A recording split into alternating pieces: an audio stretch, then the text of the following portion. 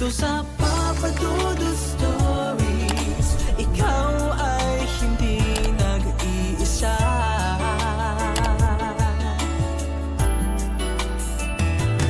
Dito sa Papa Dudut Stories, may nagmamahal sa'yo. Papa Dudut Stories, Papa Dudut Papa Dudut. Sa lahat po ng mga nakatutok ngayon, huwag pong kalimutan mag-like, mag-share at mag-subscribe. Maraming salamat po sa inyong lahat.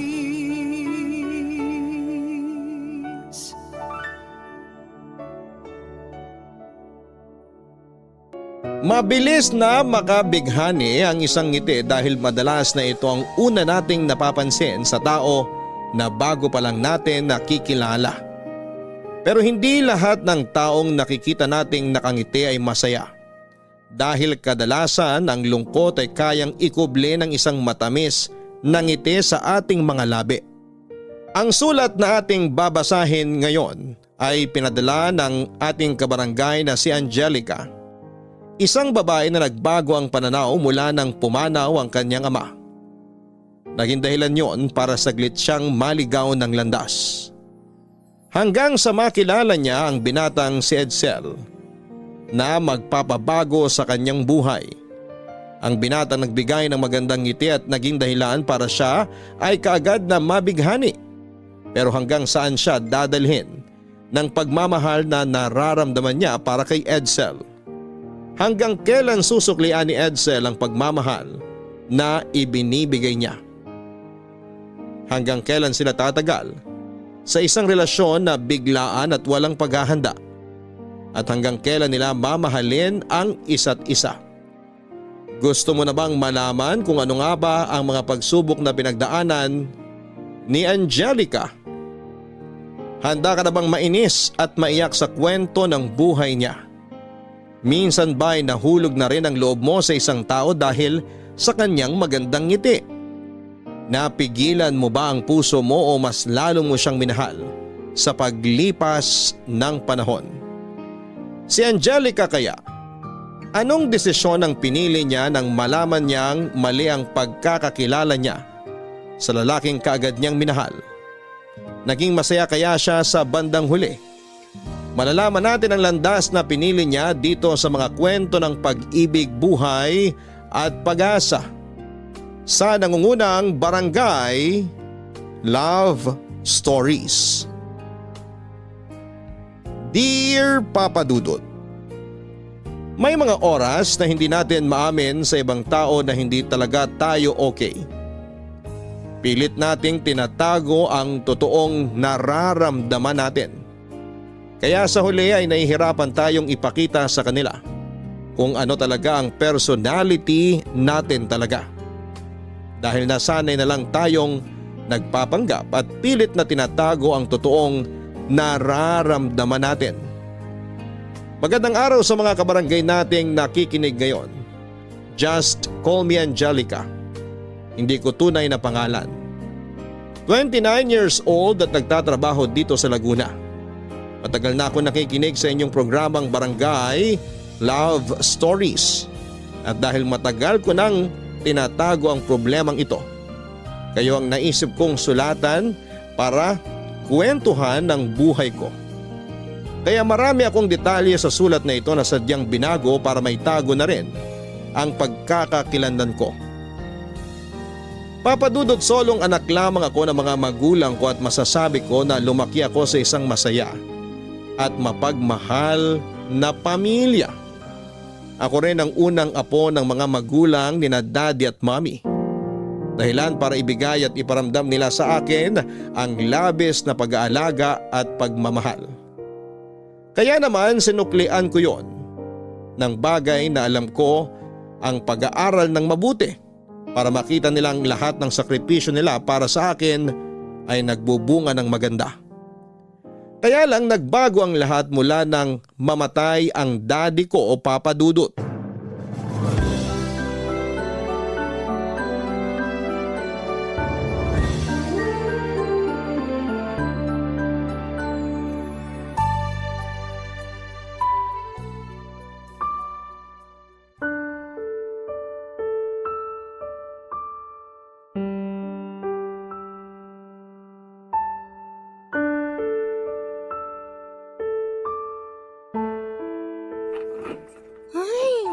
naman buksan itong pinto.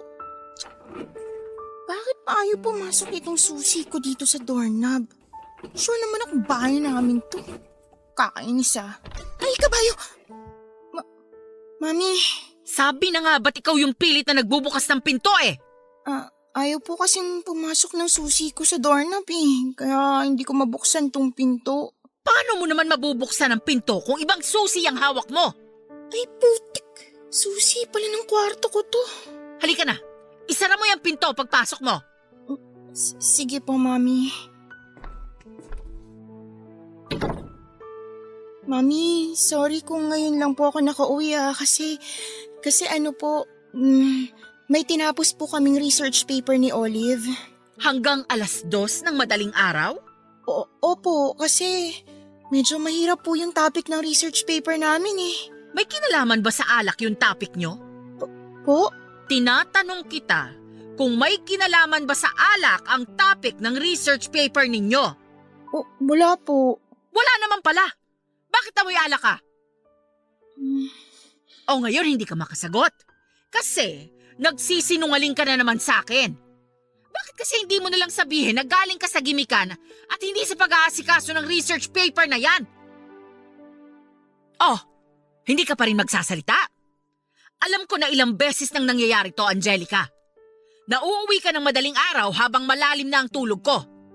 Hindi lang kita kinakausap dahil palagi akong pagod sa trabaho ko. At alam ko rin na kapag kinausap kita, hahaba na naman ang diskusyon na kagaya nito. Sorry po. Pero hindi ko naman po pinapabayaan ang pag-aaral ko. Aba, dapat lang. Kasi ako na lang ang nagtatrabaho sa bahay na to. Ako na lang ang gumagawa ng paraan para mabigay ang pangangailangan mo.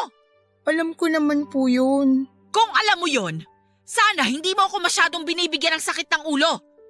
Hindi ka umuwi ng madaling araw at amoy alak kagaya ngayon. Hindi ko naman po to palaging ginagawa. Hindi nga palagi pero madalas. May mga kapitbahay tayong nagsasabi sa akin na nakikita kanilang nakatambay sa resto bar kasama ng ibang kaibigan mo. Mami, hindi po yun madalas. Paminsan-minsan lang po talaga kapag maagang natatapos ang klase namin. Pero hindi pa rin tama na tumatambay kayo ron at nagpapaabot ng madaling araw. Alam mo, kapag nagkaroon ako ng oras, pupunta talaga ako dun sa resto bar na yon. Bakit nyo naman po gagawin yun?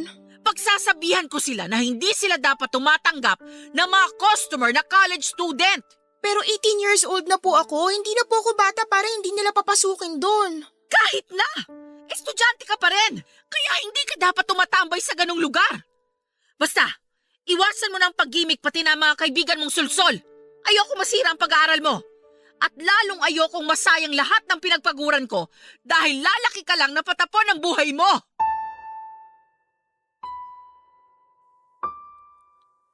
Papadudot masasabi ko na matalino akong bata noon. Graduate ako ng salutatorya noong elementary at valedictoria noong high school. Kaya nga tuwang-tuwa sa akin ang mga magulang ko. Palagi nilang sinasabi na malayo ang mararating ko dahil sa katalinuhan ko.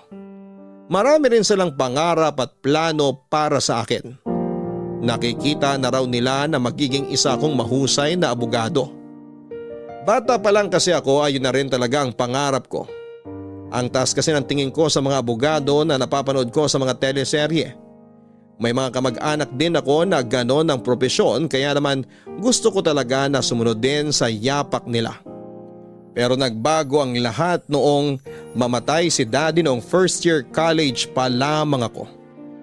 Unang taong ko sa kolehiyo kung saan ay excited na akong tuparin ang pangarap naming lahat. Daddy's girl kasi talaga ako kaya nahirapan ako mag-move on sa pagkawala niya. Ang pakiramdam ko noon ay parang wala ng dahilan para ayusin ko pa ang pag-aaral ko. Oo, nandyan pa rin si mami para sa akin pero iba pa rin kapag si daddy ang nakakakita ng mga achievement ko. Iba yung pakiramdam kapag nakikita ko siya na masaya sa bawat tagumpay na naaabot ko. Bagay na kahit kailan alam kong hindi na mangyayari pa, Papa Dudut.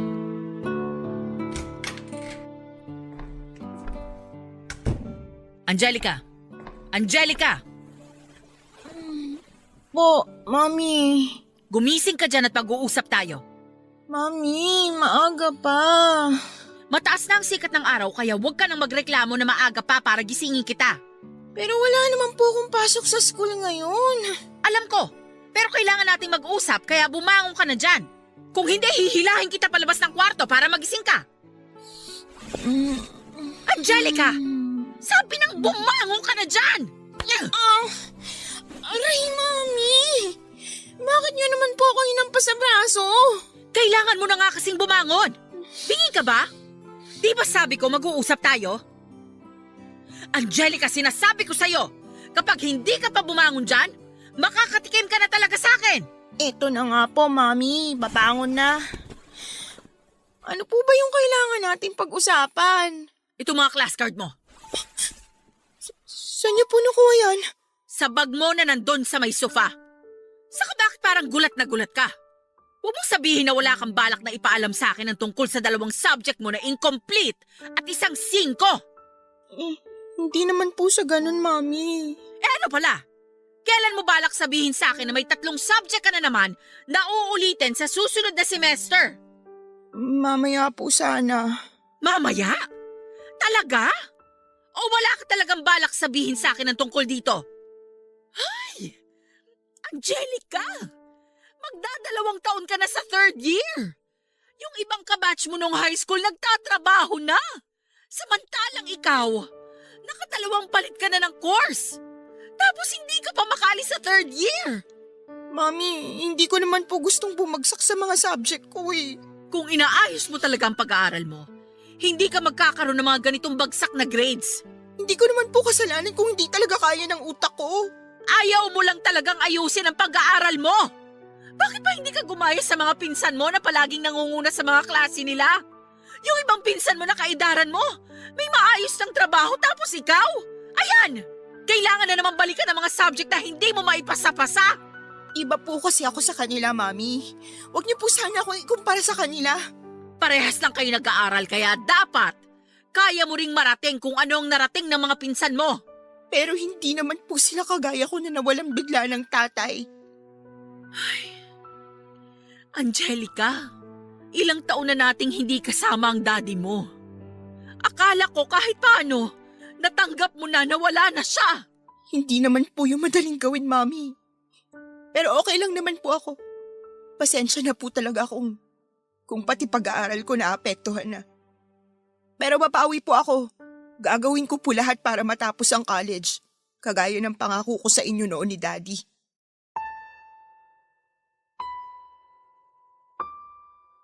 Papa Dudut, hindi ko naman talaga gusto na palaging magalit o mainis sa akin si Mami. Ayoko nang sinesermonan niya ako o pinapagalitan. At ang pinakaayoko sa lahat, yung kinukumpara niya ako sa mga pinsan ko. Oo, alam ko na may kasalanan din naman ako kung bakit nagagawa o nasasabi ni Mami yung mga yon. Alam ko na may mali ako pero yung mali na yon, hindi ko mapigilan na gawin. Lalo na't yon ang alam ko na paraan para kahit papaano ay makalimutan ko ang kirot na nararamdaman ko dahil sa pagkawala ni Daddy. Kahit mahigit 1 taon nang wala si Daddy noon dahil sa lung cancer, hindi ko pa rin kaagad natanggap yon. Palagi ko pa rin siyang nami-miss at hinahanap-hanap. Palagi pa rin akong umiiyak sa gabi at ipinagdarasal na sana'y bumalik na ulit siya sa amin. Sana'y makasama na ulit namin siya. Kahit sinabi ni Mami na pwede ko siyang iyakan at sandalan sa mga oras na nabibigatan na ako sa dinadala ko sa dibdib ko. Hindi rin pala ganong kadaling gawin yon, Papa Dudut. Lalo na at alam ko na mag-isa na lamang si Mami na bumubuhay sa akin at nagtatrabaho para mapagtapos ako ng pag-aaral. Para sa akin ay ayoko nang maging pabigat sa kanya. Pero ang paggimik at ang paglunod sa sarili ko sa alak, ang tanging alam kong paraan para saglit akong makatakas mula sa malungkot na pangyayari sa buhay ko, Papa Dudut. Papa Dudut, sinubukan ko namang ibalik yung dating ako na masipag mag-aral at hindi mahilig gumimik. Pero parang nawala na talaga ang gana ko na ayusin ang buhay ko. Sa kabila ng mga panenermon sa akin ni Mami ay nagpatuloy ako sa pagiging gimikera. At ang madalas ko noong kasama ay ang best friend kong si Olive.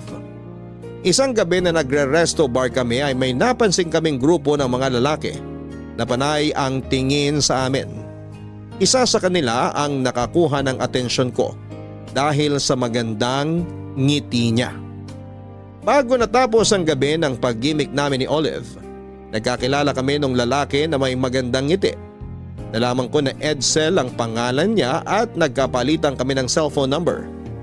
Gusto niya pa nga na sana akong ihatid sa bahay pero dahil kasama ko si Olive, ay tinanggihan ko yung offer na hatid ni Edsel. Mas gusto ko rin ang mga oras na yon na si Olive ang kasabay kong umuwi. Hindi ko pa naman kilala ng lubos si Edsel para agad na sumama sa kanya. Kahit na simpleng hatid lang ang intensyon niya. Kinabukasan din noon ay nakatanggap ako ng tawag mula kay Edsel. Kinukumusta niya ako at nagkwentuhan kami. Dumaan ang mga araw at dumanas na rin kaming mag-usap sa text. Hanggang sa magkasundo kaming magkita ulit, Papa Dudut.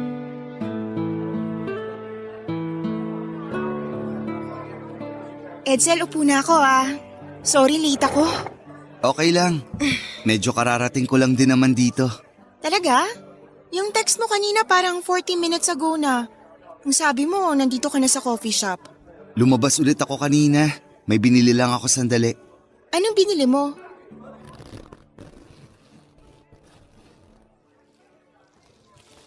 Eto, Uy, grabe! Ang ganda naman ng sunflower bouquet na to. nagustuhan mo? Siyempre naman. Sorry kung medyo na-deform na. Nilagay ko kasi dito sa backpack ko. Hindi naman na-deform Ang ganda pa rin Pero mas maganda ka dyan sa mga sunflower na yan. Ewan ko sa'yo. Bakit? Totoo naman yung sinabi ko. Edsel, pwede ba? Tigilan mo nga yung pagtitig mo sa akin. Sorry, hindi ko kasi mapigilan yung sarili ko. Alam mo, dapat hindi mo na ako binilan nitong sunflowers. First date natin to, kaya deserve mo yung mga bulaklak na binigay ko. Gusto ko kasi na kahit paano, maging memorable ang first date nating dalawa. Pero thank you kasi pumayag ka na makipag-date sa akin ngayon. Bakit naman ako hindi papayag? Mukha ka namang mabait. Mabait naman talaga ako, pero ayun nga, inisip ko lang na syempre, baka may iba kang gusto na kitain o i-date sa araw na to. Wala akong boyfriend. Sinabi ko na yan nung gabi na nagkakilala tayo, 'di ba? Oo, pero baka kasi may iba nang pumoporma sa'yo. Yung mas gwapo na tapos may kotse pa. Sigurado naman ako na hindi lang ako yung nakipagkilala sa'yo nung gabing yun sa resto bar. Alam mo ikaw, masyado kang insecure. Hindi medyo naninibago lang siguro. Ngayon lang ulit kasi ako nakaramdam ng ganito. Ha? Anong ibig mong sabihin? Ngayon ko lang ulit naramdaman to. Na parang gusto ko na ulit pumasok sa isang seryosong relasyon. Sa ilang araw na magkausap tayo sa tawag at chat, alam ko na gusto na talaga kita. Edsel... Huwag kang mag-alala, hindi naman ako nagmamadali. Alam ko na hindi natin dapat na minamadali ang mga bagay-bagay. Dapat na mas kilalanin muna natin ang isa't isa. Kaya handa ako na ipakilala sa iyo ang totoong ako. Kaya sana matanggap mo ako kapag mas nakilala mo na ako. Ang lalim naman nun. Ang lalim ba? Sorry, ganito lang talaga ako makipag-usap sa personal. Mukha akong maloko kasi nga, ang lakas ko sa alak. Pansin nyo naman nung magkakasama tayo sa resto bar last time, di ba? Pero seryoso ako kapag seryoso ang topic ng usapan. Ibig sabihin ba niyan, seryoso ka sa akin? Oo naman. Kaya nga matagal na kitang kinukulit na makipagkita sa akin Kasi gusto ko na mas magkakilala pa tayong dalawa. Saka yun nga, gusto ko na maramdaman mo na seryoso ako sa'yo. Okay. Sige. Tingnan natin kung makita at maramdaman ko nga yung mga sinasabi mo. Tara, order na tayo ng coffee natin. Papadudot, nag-enjoy ako sa unang date namin ni Edsel. Masaya siyang kasama at kausap. Marami rin siyang joke na baon noong araw na yon. Napapatawan niya talaga ako sa simpleng banat na binibitawan niya at napapakilig niya ako sa magandang ngiti niya. Natural kasi na mapula ang mga labi ni Edsel. Tapos maputi pa ang mga ngipin niya. Papasa talaga siyang model para sa isang toothpaste commercial. Papadudot, nasundan pa ang pagkikita namin ni Edsel. Ilang beses pa kaming nag-date hanggang sa manligaw na nga siya sa akin. Aaminin ko na attracted talaga ako sa itsura niya kasi bukod sa magandang ngiti niya, gwapo rin ang mukha niya at nakadagdag sa lakas ng dating niya yung katangkaran niya. Kaya naman pagkalipas pa lang ng 2 linggo, sinagot ko na siya. Naging maayos naman ang relasyon namin noong umpisa hanggang sa may mangyari noon na hindi namin inaasahan. Nabuntis ako ni Edsel pagkalipas ng 4 na buwan, Papadudot.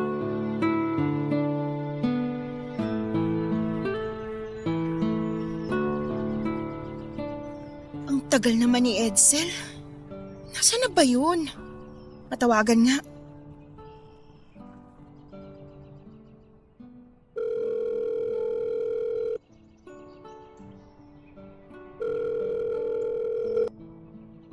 Hello? Hello, Edsel? Nasaan ka na? Eto, malapit na ako sa park. Kanina mo pa sinasabi na malapit ka na pero hanggang ngayon wala ka pa rin dito. Malapit na nga. Hintayin mo na lang ako dyan. Ano pa nga bang ginagawa ko? Pababa na ako ng jeep. Magmamadali na ako maglakad papunta sa'yo. Sige na, bye. Ay nako. Palagi na lang late yung si Edsel sa mga usapan namin. Dati naman hindi siya nalilate ng ganito tapos ngayon, ako nang palagi naghihintay sa kanya tuwing magkikita kaming dalawa. Ay! Angelica! Salamat dumating din. Sorry late ako. Ano bang bago ron? Hindi naman talaga dapat ako malilate. Na-traffic yung jeep na sinasakyan ko. May banggaan kasi sa intersection 3 kanto mula rito. Palagi na lang yan ang dahilan mo. Yun naman kasi ang totoo. Alam mo, mula nung sagutin kita, palagi ka na lang late sa tuwing may usapan na magkikita tayong dalawa at palagi mo na lang dinadahilan yung banggaan na yan. May banggaan naman talaga kanina. Tsaka anong magagawa ko kung talagang palaging traffic dito sa Pilipinas? May magagawa ka. Pwede mong i-adjust ang oras ng pag-alis mo ng bahay para hindi ka malate sa usapan natin. Palibasa, ang bagal mo na ngang kumilos tapos hindi mo pa iniisip yung mga taong na palagi naghihintay sa'yo. Teka, bakit ba parang ang init ng ulo mo? Wala. Siguro may dalaw ka, no? Ayan na nga ba ang sinasabi ko eh. Kapag bad trip ka o may dalaw ka, palagi mo na lang binubunton sa akin ang init ng ulo mo. Ay, bakit pala nakipagkita ka sa akin ngayon? May gusto kong sabihin, Edsel. Ano yun? Tungkol na naman ba yan sa mami mo? O sa kaibigan mong si Olive? O baka naman tungkol sa mga subject mo na wala naman ako maintindihan? Sabihin mo na sa akin para… Buntis ako. Anong sinabi mo? Hindi ba malinaw? Magkaharap lang naman tayo pero bakit parang biglang humina ang pandinig mo? Edsel, 2 salita lang yung sinabi ko kanina. Bakit ba kasi hindi mo na lang ulitin kung ano yung sinabi mo? Buntis ako, Edsel. Buntis ako. Okay na? Narinig mo na? Ako ba ang tatay niyan? Ano ba namang klaseng tanong yan? Gusto ko lang marinig mula sa'yo na ako nga ang tatay ng pinagbubuntis mo. Siyempre, oo. Ikaw lang naman ang boyfriend ko. Malay ko ba kung ano? Kung ano? Ha? Kung ano? Malay mo ba kung kani-kaninong lalaki ko nalang binibigay ang sarili ko, ganon? Edsel, ikaw lang ang nag-iisang lalaki na pinagbigyan ko ng sarili ko. Kaya, wag mo naman sana akong pag-isipan ng ganyan.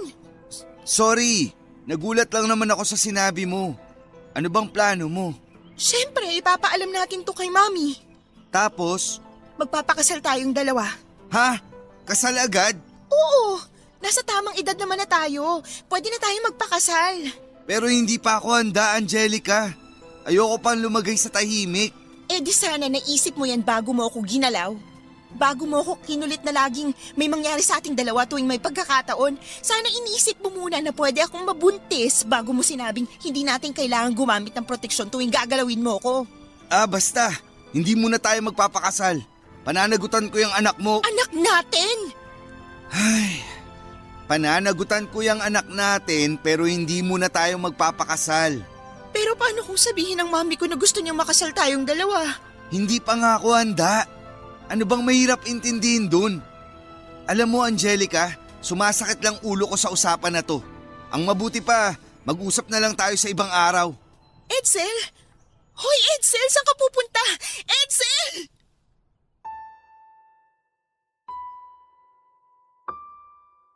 Papadudot sa 4 na buwan na relasyon namin ni Edsel, wala siyang ibang pinakita sa akin kung hindi puro kabaitan at pagmamahal. Kaya nga mabilis na lumalim ang nararamdaman kong pagmamahal sa kanya. Hindi naman siya ang first boyfriend ko pero siya ang unang lalaki na pinagbigyan ko ng sarili ko. Unang beses na may nangyari sa amin ni Edsel noong minsan nagtalo kami ng malala ni Mami. Umalis ako ng bahay sa sobrang buwisit ko sa kanya ng mga oras na yon. Tapos ay doon ako natulog sa bahay nila Edsel. Hindi naman ako hinanap ni Mami kasi ang alam niya kay Olive ako palaging tumatakbo at nagpapalipas ng sama ng loob. Pero ng gabi na yon dahil masama ang loob ko, uminom pa ako ng alak kasama si Edsel. At doon nga may unang nangyari sa aming dalawa. Siyempre pagkatapos noon ay ilang beses pa yon na naulit. Pakiramdam ko kasi sa paraan na yon ay mas naipaparamdam ko kay Edsel ang pagmamahal ko sa kanya. Tuwing may nangyayari kasi sa aming dalawa, palagi niyang sinasabi ang mga salitang I love you. At yun ang gusto ko na palaging naririnig sa kanya. Mas nararamdaman ko rin na mahal niya ako kapag binibitawan niya ang mga salitang yon. Kaya lang mula nang sabihin ko sa kanya na buntis ako, hindi na siya muli pang nagpakita o nagparamdam sa akin, Papadudot. Papadudot ng ma-delay pa lang ang menstruation period ko ay kinabahan na kaagad ako dahil alam ko na ang posibleng dahilan noon. At nang bumili nga ako ng 3 pregnancy test kit, hindi ako nagkamali nang makita ko ang resulta ng mga yon. Pare-pareho na 2 guhit na pula ang lumabas. Kasama ko pa noon si Olive nang makita ko na positive ang lahat ng resulta ng 3 PT na ginamit ko. Hindi ko na napigilan pa ang mga lumuha. Ang sabi ni Olive, ipaalam ko na raw kaagad kay Edsel para mapagplanuhan namin ang susunod na dapat naming gawin. Kaya lang Papadudot parang naging mali pa ang ginawa kong yon.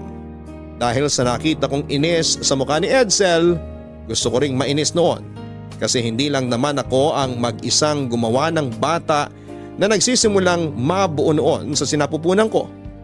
Pero mas nangingibabaw yung kirot na nararamdaman ko dahil sa pinakita sa akin ni Edsel. Kasi ng mga oras na yon, para bang nagsisisi siya na nabuntis niya ako noon, Papadudot. Sobrang namroblema talaga ako dahil hindi ko alam kung paano yon sasabihin kay Mami. Mabuti na lang at pagkalipas ng 2 araw, tumawag sa akin si Edsel at sinabi niya na pananagutan niya na talaga ang ipinagbubuntis ko. Kaya pagkatapos naming ipaalam kay Mami at sa mga magulang niya ang tungkol sa pagbubuntis ko, nagpakasal na kami at nagsama sa isang bahay, Papadudot. Mami, thank you po sa dala niyong mga pagkain na. Sakto kasi ubos na yung stock namin ng prutas at gulay dito sa bahay. Hindi pa po ako nakakapag-grocery. Sabi ko naman sa'yo, 'di ba? Mag-text o tumawag ka lang kapag wala na kayong stock ng pagkain dito para maipamili ko na kayo kaagad. Ayoko naman po na palagi na lang kaming umaasa sa inyo. Kasal na kami ni Edsel kaya dapat kaming 2 na po ang nagtutulungan ngayon. Kahit may asawa ka na at magkaroon ng ilan pang anak, hindi mababago no na ikaw pa rin ang unika iha ko. At para sa akin, hindi natatapos ang responsibilidad ko bilang mami mo sa oras na bumuo ka ng sarili mong pamilya. Salamat po, Mami. Tsaka, Sorry po. Bakit ka naman nagsusorry? Sorry kasi po. Kasi I failed you. Anak, huwag mo ngang sabihin yan kasi hindi totoo yan. Mami, alam ko naman na failure talaga ako. Kasi lahat ng plano at pangarap niyo para sa akin, hindi ko natupad. Puro problema, sakit ng ulo at kapalpakan lang po ang binigay ko sa inyo. Ako yung tipo ng anak na kahit kailan, hindi pwedeng ipagmalaki ng isang magulang. Hindi totoo yan. Walang totoo sa kahit na anong sinabi mo, anak. Proud ako sa'yo. Mula noon hanggang ngayon. Ano naman pong bagay na ikaka-proud niyo sa akin? Yung bagay na kahit minsan, hindi mo naisip na ipalaglag ang magiging anak nyo ni Edsel. Hindi madaling maging nanay at alam mo yon. Pero pinili mo na ituloy ang pinagbubuntis mo kahit alam mo rin na mahihirapan ka sa bandang huli. At sobrang proud ako sa naging desisyon mong yon, Angelica. Kahit po hindi ko natupad ang pangako ko sa inyo na tatapusin kong pag-aaral ko, Kahit pa mas maaga kang nagpakasal kesa sa akin doon, proud pa rin ako sa iyo, anak. Proud ako kasi ngayon pa lang, nakikita ko ng magiging mabuti kang nanay sa magiging anak mo. thank you po, Mami ah. Thank you talaga. Alam mo, kanina ka pa nagpapasalamat sa akin. Tama na nga yan. Nagkakaiyakan na tuloy tayo ng dahil sa thank you mo na yan. Kumusta na ba dito sa apartment nyo ni Edsel? Okay naman po. Pinakikitunguhan ka naman ba ng maayos ng asawa mo? Opo. Maayos po talaga kami ni Edsel dito. Mabait po siya tsaka maasikaso. Kahit siya lang po ang nagtatrabaho para sa mga gastusin namin dito sa bahay, inaasikaso niya pa rin po ako.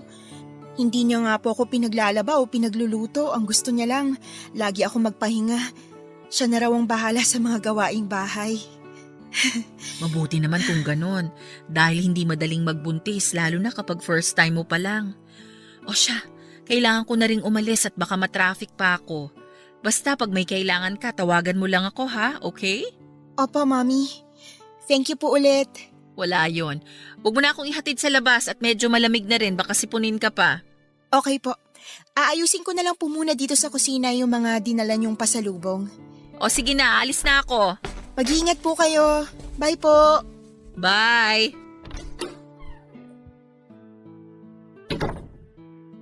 Nasaan na kaya si Edsel? Siguro naman may dala siyang pagkain para sa hapunan namin. Sinabihan ko na siya kaninang umaga na wala na kaming bigas.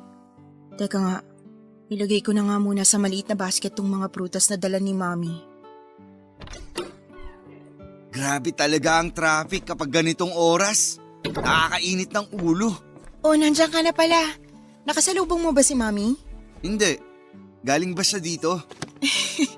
Oo, kaya nga tinatanong ko kung nakasalubong mo siya. Kakaalis lang din niya. Hindi ko siya napansin sa labas. May dala ka bang pagkain para sa hapunan? May nakikita ka bang dala ko na pagkain? Wala, di ba? Pero sinabi ko na sa'yo kaninang umaga na. Saka di ba galing dito yung mami mo? Ano, wala man lang siyang dalang pagkain para sa ating dalawa? Meron. Ayun naman pala. Bakit sa akin ka pa naghahanap ng pagkain? Ang hirap naman kasi sa'yo. Ako na nga ang nagtatrabaho para sa ating dalawa. Ako pa yung inaasahan mo na kumilos para sa mga gawaing bahay. Aba naman, Angelica, alam ko na buntis ka. Pero kumpleto naman yung mga paa at kamay mo, di ba? Hindi ka naman lumpo. Hindi ka inutil. Kaya baka naman gusto mong humati sa mga responsibilidad dito sa bahay. Baka lang, kung di nakakahiya sa'yo. Sige. Ako nang bahalang magluto. May instant noodles naman dito. Maligo ka na muna tapos magpalit ng pambahay para guminhaw ang pakiramdam mo. Pagkatapos mo, ready ng hapunan natin.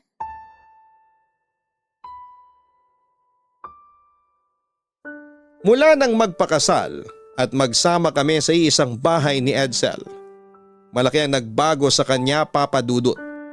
Hindi ko alam kung nagbago ba siya o sadyang yun lang talaga ang totoong ugali niya. Madalas na mainit ang ulo niya lalo na kapag galing siya sa trabaho. Pilit ko yung iniintindi kasi alam ko na pagod din siya. Pumasok kasi siyang waiter sa isang restaurant na malapit sa inuupahan naming bahay. At kapag nakauwi na siya ay parang minsan ko lang siya noon na nakitang ngumiti. Hindi na rin siya naglalambing sa akin at madalas na malamig na ang pakikitungo niya. Sa totoo lang ay nami-miss ko noon ang Edsel na nakilala ko. Palagi kong ipinagdarasal na sana'y bumalik yung dating siya at muli ko siyang makasama. Pilit kong tinago at pinagtakpan sa mami ko ang lahat ng nararanasan ko sa piling ni Edsel ng mga panahon na yon. Hindi ko yon sinasabi kay mami kasi ayoko na mag-alala siya sa akin. Nang ipakilala ko kasi si Edsel sa kanya noon bilang boyfriend ko, sinabi niya kaagad sa akin na wala siyang tiwala dito. Kaya nang mabuntis ako ni Edsel, ilang beses niya ring sinabi na hindi siya nagkamali sa naging tingin niya sa asawa ko. Pero sinabi ko naman sa kanya na ang mahalaga, pinanagutan at pinakasalan ako ng asawa ko. At pagkalipas lang ng ilang buwan mula nang makapanganak ako, nagtrabaho na rin ako sa isang pagawaan ng sapatos. Naging regular kaagad ako samantalang si Edsel ay nakailang palit at lipat na ng trabaho sa mga sumunod na taon ng pagsasama namin, Papa Dudut. Grabe. Sakit pa rin ang katawan ko. Lalo na tong tagiliran ko. Mukhang kailangan ko na talaga pa-check up to ah. Oh, bakit nandito ka, Edsel? Hindi ako pumasok sa trabaho. Yun! Matatalo ko na rin tong kalaban ko! Nasaan ang anak natin?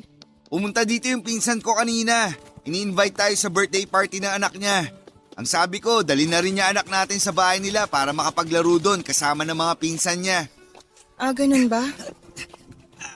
Konti na lang. Matatalo ko na tong Kinuha mo kubang na pala to. tong mga sampay na Sige, damit sa tira labas? pa. Oo, mulan kasi kanina pero tumigil din agad. Tuyo naman ng mga yan kaya hindi ko na binalik sa sampayan. Sige, tira pa. Konti na lang. Sana man lang tiniklop mo na rin bago ka naglaro dyan sa computer mo. Kinuha ko na nga, dami mo pang sinasabi. Dapat pala, inayaan ko na lang yan mabasa ng ulan sa labas kanina. Ang sa akin lang, sana inuna mo na muna ang tiklopin to kasi makakapaghintay naman yan. Ayan, talo tuloy. Napakaingay kasi ng bunganga mo eh. May pasok ka rin sa trabaho, di ba? Bakit nandito ka pa? Nag-text ako sa katrabaho ko. Sinabi ko magsisick leave ako ngayon kasi masakit na naman ang buong katawan ko. Lalo na tong tagiliran ko. Ikaw ba? Bakit hindi ka pumasok sa trabaho? Wala na akong trabaho. Ano? Ang sabi ko, wala na akong trabaho. Bakit? Nag-resign na ako. Nababad trip ako sa boss namin eh. Palagi na lang nagpapa-overtime. Tapos hindi naman nababayaran lahat ng overtime namin. Dapat kinausap mo na lang muna. Baka sakaling mabayaran nila yung mga kulang sa sweldo mo. Hindi ka sana nag-resign na agad. Hindi mo ba narinig yung sinabi ko kanina? Na bad trip na ako sa boss namin kaya nag-resign na ako. Ayoko na siyang makatrabaho. At mas lalong ayoko na siyang maging boss. Ay, anong plano mo ngayon? Magpapahinga muna ako saglit kahit 3 buwan lang. Saka ako maghanap ng bagong trabaho. 3 buwan? Oo, bakit? Regular ka naman na sa trabaho, di ba? Oo nga, pero Edsel, wag naman 3 buwan. Mahihirapan akong pagkasyahin yung sinusweldo ko sa mga gastusin natin dito sa bahay. Eh bakit parang nanunumbat ka na kaagad? Eh kakaresign ko pa nga lang. Hindi naman sa ganun, kaya lang kasi palagi ka na lang nagre-resign sa mga pinapasukan mong trabaho. Kasi nga, hindi ko gusto yung mga napapasukan ko. Tapos buraot pa mga taong nakakasama ko. Alangan namang pilitin ko sarili ko kung nahihirapan na talaga akong makisama sa buraot. Eh wala namang madaling trabaho. Kahit ako nahihirapan ako sa pinapasukan ko. Oh, iyayabang mo na naman na ikaw, na regular ka kaagad sa trabaho mo. Tapos ako, kundi palaging na-e-endo, nag-resign naman sa mga pinapasukan ko. Wala akong sinasabing ganyan, Edsel. Wala kang sinasabi, pero alam ko naman na yan ang gusto mong ipamukha sa akin. Kahit kailan hindi ko ginawa yan. Nagtatrabaho ako kasi gusto kong makatulong sa mga gastusin natin. Kasal na tayo, dapat nagtutulungan tayo. Ayun na nga eh, ikaw ang nagpumilit sa kasal-kasal na yan. Kaya dapat ikaw ang mas mag-effort sa relasyon na to. Sandali nga. Alam ko naman na pinilit lang talaga kitang pakasalan ako pero wag mo naman sanang paulit-ulit na ipamukha sa akin yon. Sabi ko naman sa'yo noon, handa akong panagutan ng anak natin. Pero ayoko muna sana magpakasal tayong dalawa. Pero pinilit mo pa rin yung buwisit na kasal na yan. Kaya eto tayo ngayon, para yung naperwisyo ang buhay. So yun lang palang tingin mo sa akin ngayon. Perwisyo lang sa buhay mo. Ay, bakit? Ikaw rin naman, di ba? Alam ko na napilitan ka lang din na magpakasal tayo. Kasi natatakot ka na baka hindi kita panagutan. Oo, aaminin ko na napilitan lang din ako na pakasalan ka. Dahil natatakot ako sa sasabihin ni Mami at ng ibang tao.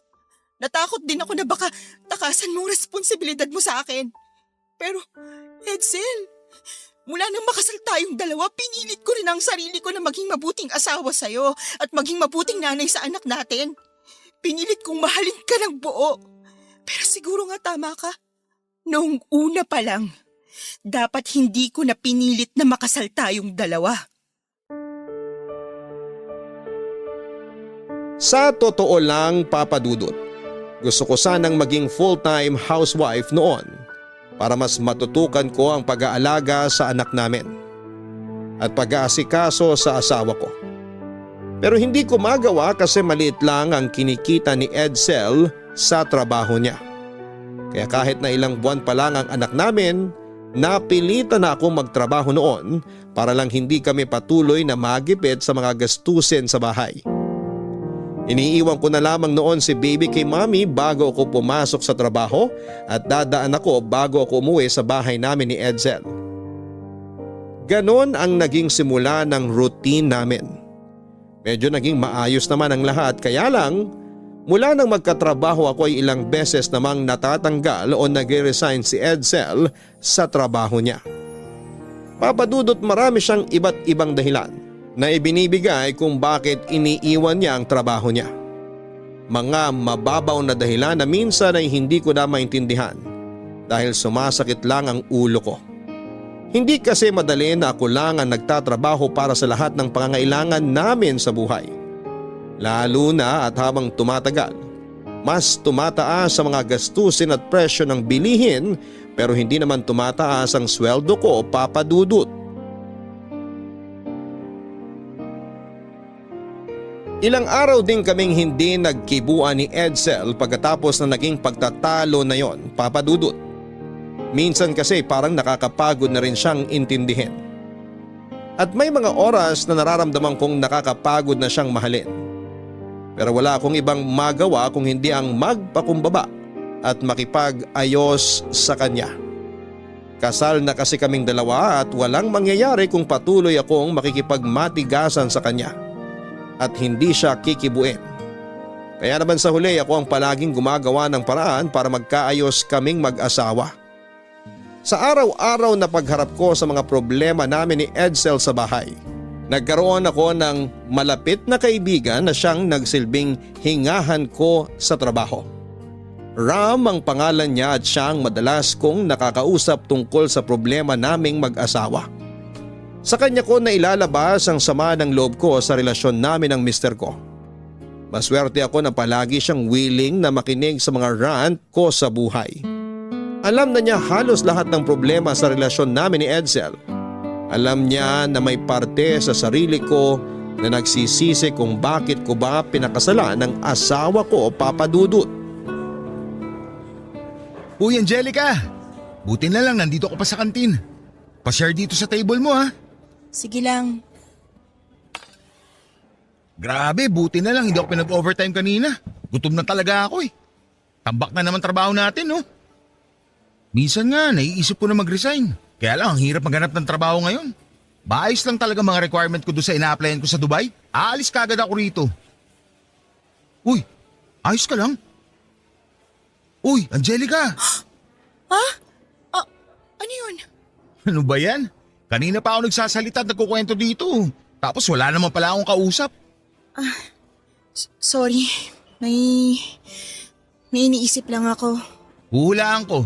Tungkol na naman yan sa asawa mo, no? Oo, may hindi na naman kasi kami napagkasundoan nung isang araw. Anong meron na naman kayo hindi na pagkasunduan? Ang sabihin mo, nag-away na naman kayong dalawa. Pinagaganda mo pa. Ganun na nga, Ram. Wala eh. Naging hobby na yata talaga namin yung mag-away sa bahay. Ano naman ang pinag-awayan nyo ngayon? Kung okay lang na itanong ha. Pero maiintindihan ko naman kung hindi mo ikukwento. Kasi nga, buhay nyo mag-asawa yan. Eh sino ba naman ako para pagkwentuhan mo, di ba? Ayos lang, ano ka ba? Para kang ewan dyan. Kailangan ko rin lang talaga ng kausap. Pero, ayun, nag-resign na naman kasi siya sa trabaho niya. Teka, di ba parang wala pa siyang 1 taon doon sa huling napasukan niya? Oo, 5 buwan pa lang siya doon. Ang sabi niya nung una, plano na siyang irregular nung isang boss niya kaya lang, ayun, nag-resign na siya bago pa siya ma-regular. Sayang naman. Bakit nag-resign kagad siya? Hindi niya raw kasi gusto yung pamamalakad nung isang boss niya. Palaging nagpapa-overtime tapos hindi naman daw nababayaran lahat. Ang hirap pa naman ma-regular ngayon sa mga kumpanya. Ay, sinabi mo pa. At kaya rin kami nag-away kasi ang gusto pa niya, 3 buwan muna siyang hindi magtatrabaho. 3 buwan? Kaya niyang hindi magtrabaho ng 3 buwan? Ewan ko ba sa kanya? Yun ang sabi niya kaya hindi ko napigilan ng inis ko. Eh ikaw ba? Okay lang sa'yo na hindi muna siya magtrabaho ng gano'ng katagal. Ay, may magagawa ba ako kung yun ang gusto niyang gawin sa buhay niya? Angelica, palagi may option. Hindi mo dapat hinahayaang pahirapan ka ng ganyan ng asawa mo. Kung nahihirapan ka na sa pagsasama niyo, bakit mo pa siya iwanan? Hindi ko pwedeng gawin yun. Bakit nga? Kasi mag-asawa kami. Kasal kami. At may anak kami ni Edsel. Kaya hahayaan mo na lang na maging miserable ang buhay mo sa kanya. Hahayaan mo na lang na paulit-ulit ka mahirapan sa kanya. Hahayaan mo na lang na maging pabigat siya sa buhay mo. Ewan ko. Hindi ko na alam, Ram. Angelica, kung natatakot ka na baka wala na ibang magmahal sa'yo kapag iniwan mo si Edsel, isipin mo ako. Ha? Anong ibig mong sabihin, Ram? Matagal na kitang gusto, Angelica. Alam ko naman na nararamdaman mo yun.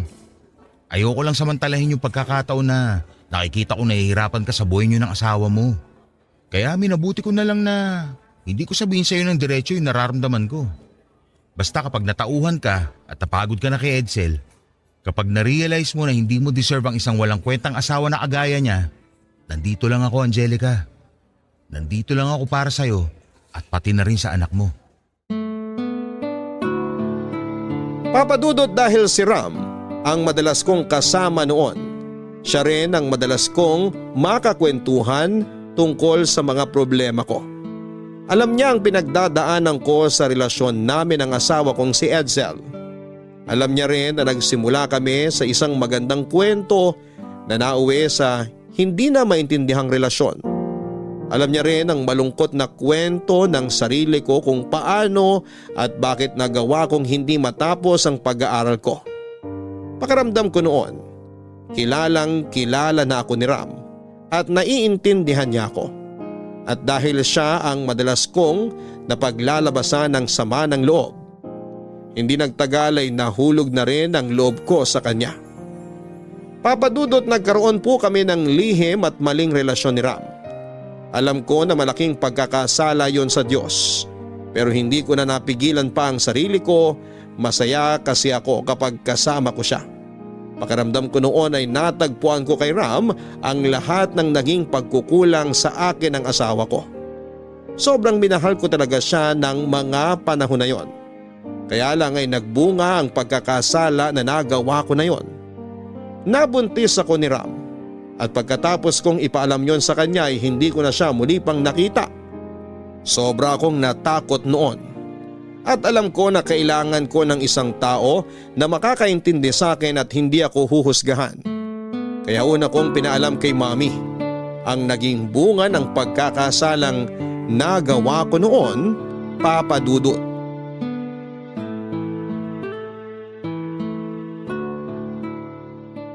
Kumusta na ang pakiramdam mo ngayon, anak? Mas okay na po kaysa kahapon, Mami. Hindi ka ba nahihilo o nagsusuka? Hindi na po. Mabuti naman. Kasi balak na sana kitang dalhin sa ospital para magpa-check up kung magtuloy-tuloy ang sama ng pakiramdam mo eh. Normal naman po to, 'di ba? Normal po to para sa isang nagbubuntis.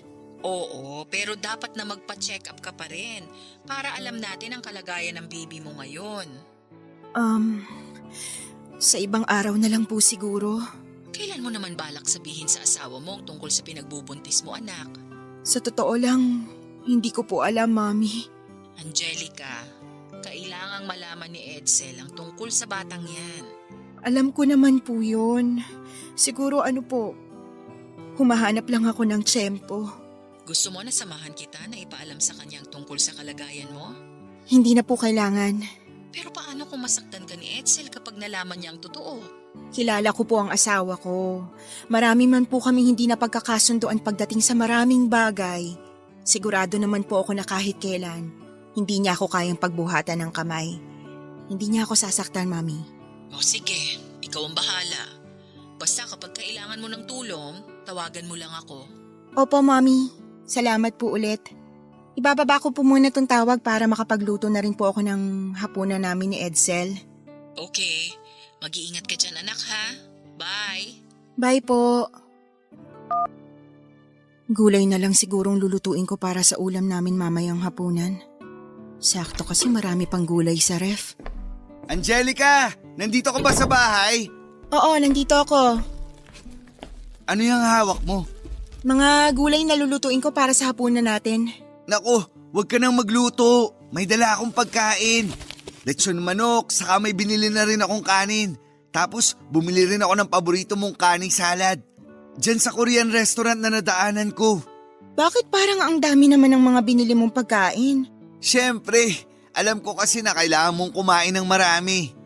Anong ibig mong sabihin? Ay, sorry. Nasira ko yata yung surprise mo para sa papalapit na birthday ko sa susunod na linggo. Ha? Nung isang araw kasi, may hinanap akong damit sa cabinet natin. Nagkataon na nakita ko yung 2 pregnancy test na nakatago roon. Parehong positive ang resulta. Ibig sabihin, masusundan na ang panganay natin, di ba? Ha? Oo. Oo, tama ka. Kaya nga sobrang natuwa talaga ako. Tapos alam mo ba, kinausap pa ako ng manager ko sa pinagtatrabahuan ko ngayon. Kapag naging maayos daw ang attendance at performance ko sa susunod na buwan, ire-regular na raw nila ako. Talaga? Magandang balita yan. Oo nga eh. Pakiramdam ko talaga, itong pangalawang anak natin ang magbibigay ng swerte sa buhay natin. Kaya nangako ako sa sarili ko na pagbubutihin ko na ang trabaho ko saka mas lalo kong gagampanan ng maigi lahat ng responsibilidad ko sa pamilya natin. Angelica, sorry sa mga naging kasalanan at pagkukulang ko sa iyo ha. Sorry kung madalas kitang nasisigawan noon at ilang beses pa ako nakapagbitaw ng masasakit na salita sa iyo. Huwag kang mag-alala, mula sa araw na to, pinapangako ko sa iyo, aayusin ko na ang lahat. Mula sa sarili ko hanggang sa pamilya nating 4.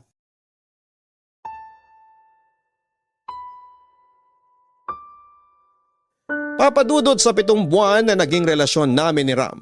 Wala siyang ibang pinaramdam sa akin kung hindi puro pagmamahalang.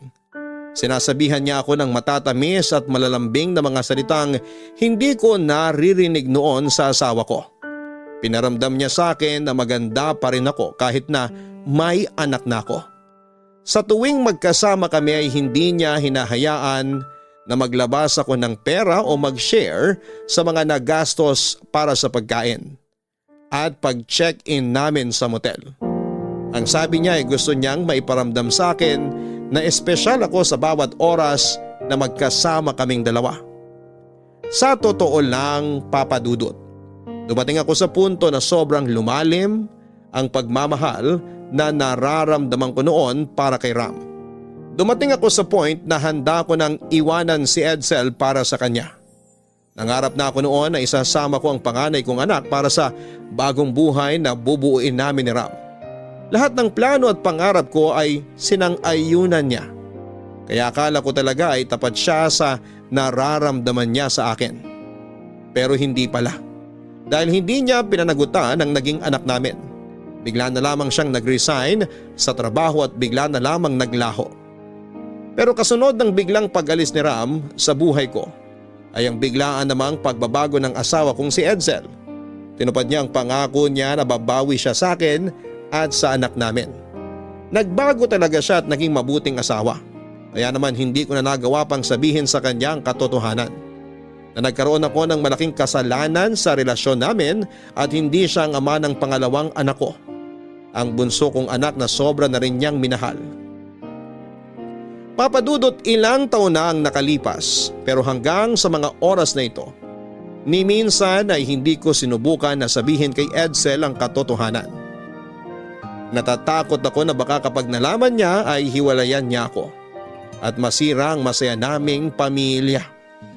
Noong nakaraang buwan lang din ay nakatanggap ako ng message request sa Facebook mula kay Ram at sinasabi niya na gusto niyang makita ang anak niya. Gusto niyang kilalanin siya nito bilang ama. Kaya naman nahihirapan talaga ako sa sitwasyon ko at kung ano nga ba ang dapat kong gawin sa ngayon.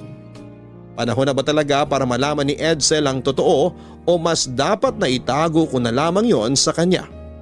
Sana ay matulungan niyo ako sa problema ko.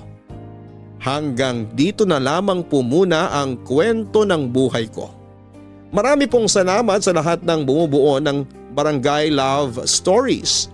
At pagpalain pa po ng husto ang lahat ng mga kabarangay at ang Barangay LS 97.1. Ako po ang inyong forever kapuso at kabarangay, Angelica. Kapag nagmahal tayo ng sobra, marami tayong pwedeng magawa na hindi natin akalain na kaya pala nating gawin. Ganon din kapag nasaktan tayo ng isang tao. Makakagawa tayo ng bagay na daan para mabawasan ang sakit na nasa dibdib natin. Wala namang kasing perpektong tao at lahat tayo ay pwedeng magkamali. Kaya nga lang ang pagkakamali na nagawa mo, Angelica, sa iyong asawa ay hindi na magbabago pa. Nagbunga pa ito at nagkaroon kayo ng isang anak. Gasgas na ang kasabihan na walang lihim ang hindi nabubunyag. Kaya mas mabuti pa na malaman ng asawa mong si Edsel mula sa iyo ang buong katotohanan.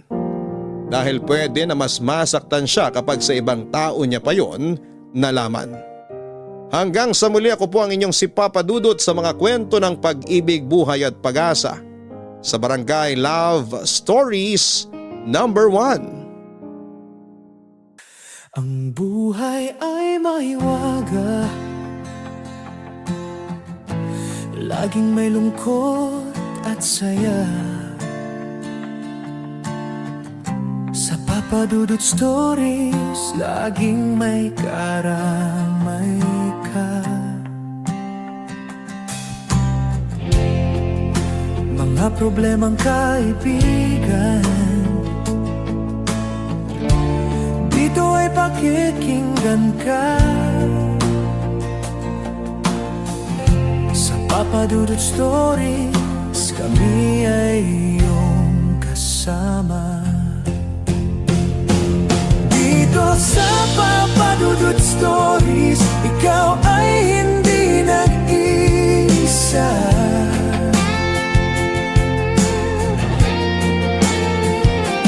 Dito sa Papa Dudut Stories, may nagmamahal sa'yo.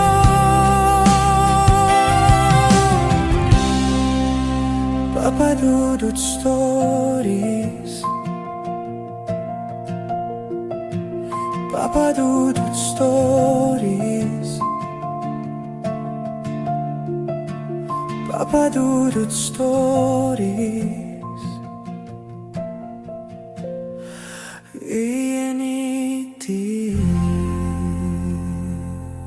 Tatag na hinarap ang mga hamon sa iyong buhay.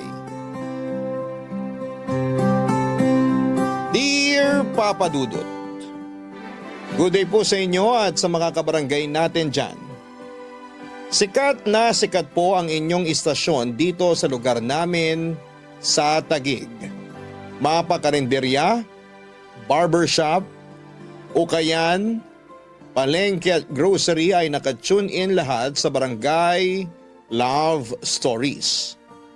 Kaya nga po pangarap ko talagang makapagpadala ng sulat sa inyo upang isalaysay ang aking kwento. At umaasa po ako na mapapayuhan ninyo ako tungkol sa sitwasyong kinakaharap ko. Bago po ang lahat ay magpapakilala muna ako, itago nyo na lamang po ako sa pangalang Franco. 33 years old at taga-Taguig.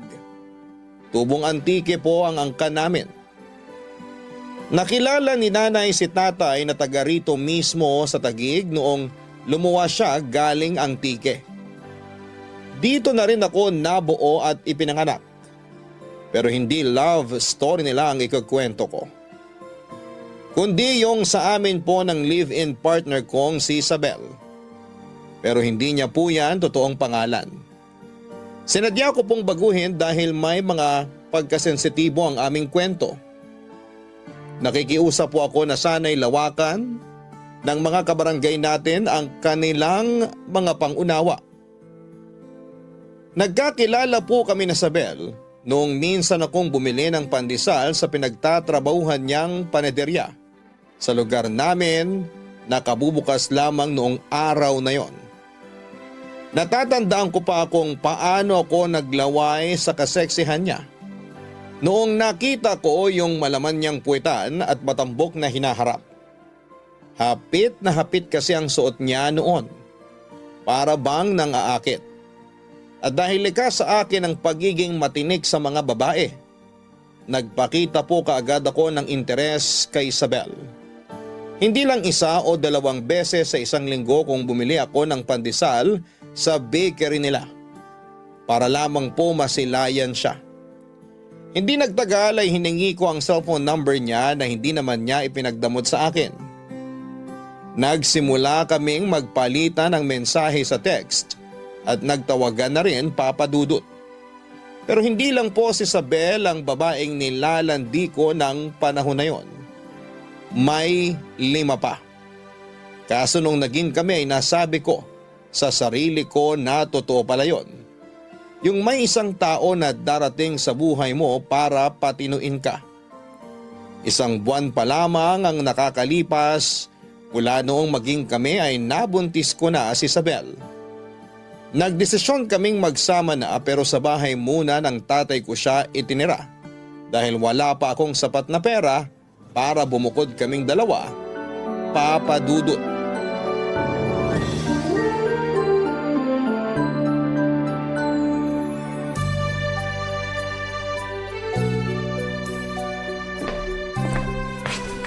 Franco anak, ito na yung kape mo.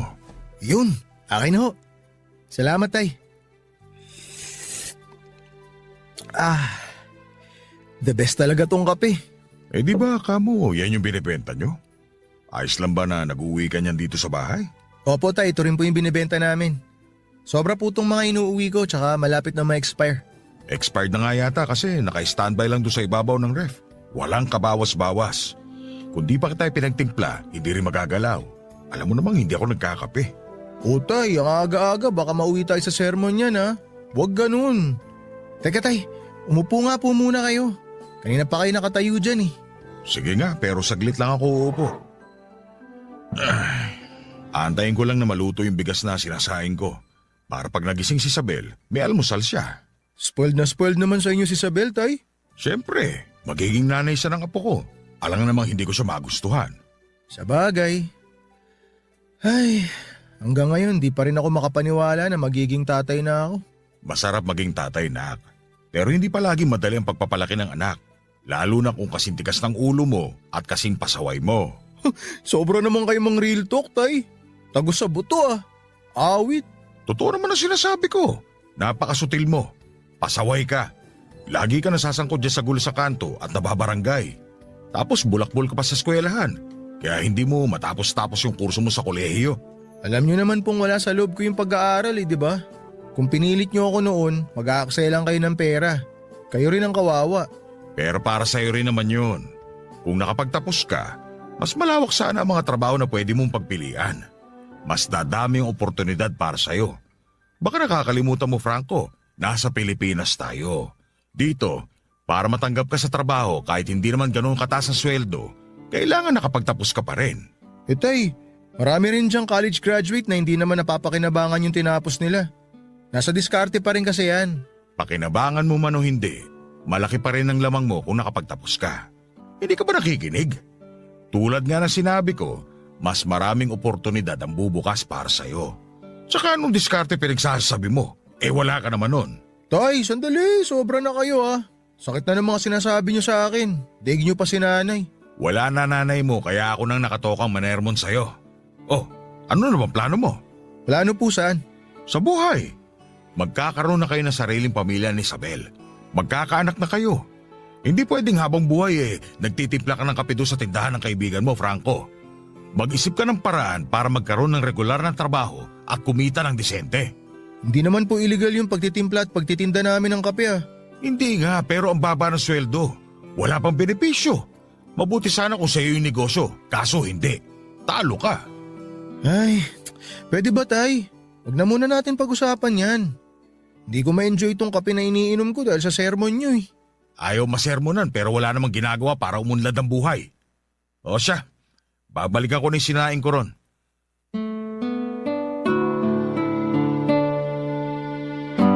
Pa-extra-extra lamang ako sa prutasan ng tsuhin ko, Papa Dudut.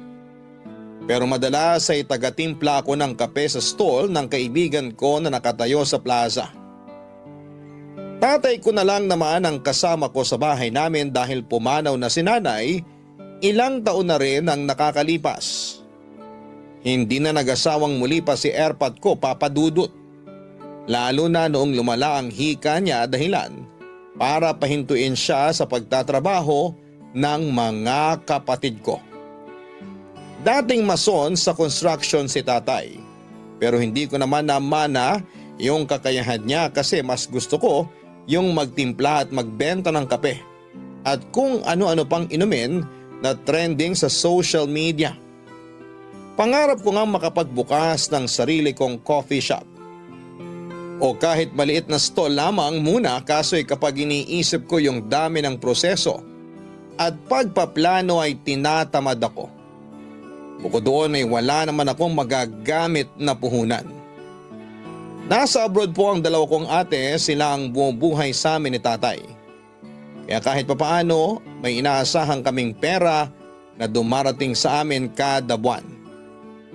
Yung maliliit kong sweldo sa pagiging barista ay sa akin lang napupunta. Kaya lang simula nang mabuntis ko si Isabel, bigla ako nagkaroon ng responsibilidad.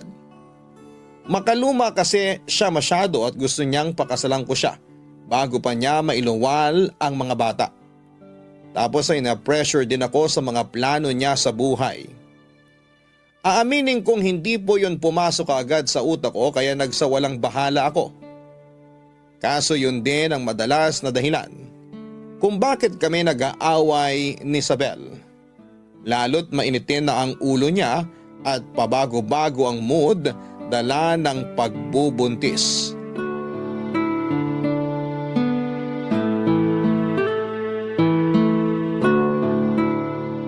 Ay, tanga naman eh. Oh, bobo. Pabuhat kang kumag ka. Dapat sa'yo kinukonyatan sa personal eh. Yung malutong at anli. Para lubog yung bungo mo. Oh, apakaengot talaga oh.